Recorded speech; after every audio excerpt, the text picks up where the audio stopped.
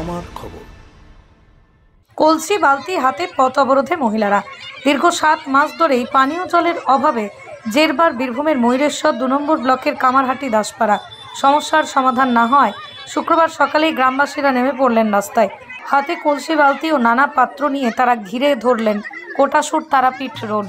গ্রামের মধ্যে পিএইচই জল সরবরাহের পাইপলাইন ও ট্যাপ কল থাকলেও বহুদিন ধরেই বন্ধ জল সরবরাহ।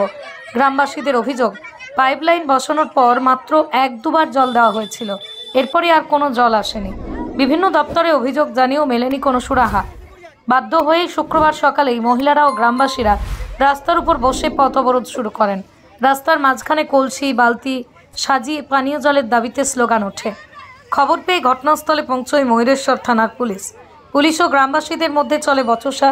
প্রায় 1 ঘন্টা অবরোধের পর পুলিশের হস্তক্ষেপের অবরোধ তুলে নেন আন্দোলনকারীরা। পাইপলাইন বসানো হয়েছে, কল আছে, কিন্তু জল নেই, এটা কেমন উন্নয়ন? প্রশ্ন তুলেছেন ক্ষুব্ধ বাসিন্দারা। তারা জানিয়েছেন সমস্যা দ্রুত সমাধান না হলে আবারও বৃহত্তর আন্দোলনে নামবেন।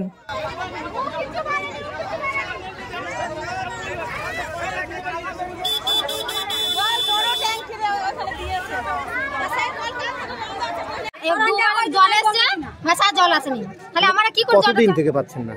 তাও 6-7 মাস হয়ে যাবে। জল পাই না।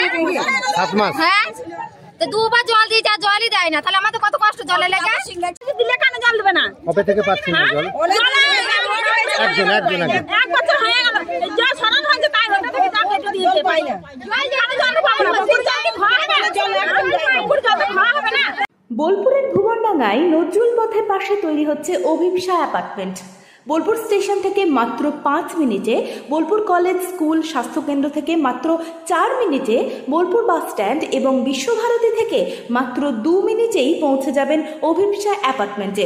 রয়েছে নানান উন্নত মানের সুযোগ সুবিধা। অফিসের ঠিকানা Sanvi apartment 2, ground floor, Ramakrishna road, Bolpur. Booking করতে 70 যোগাযোগ করুন এই নম্বরে।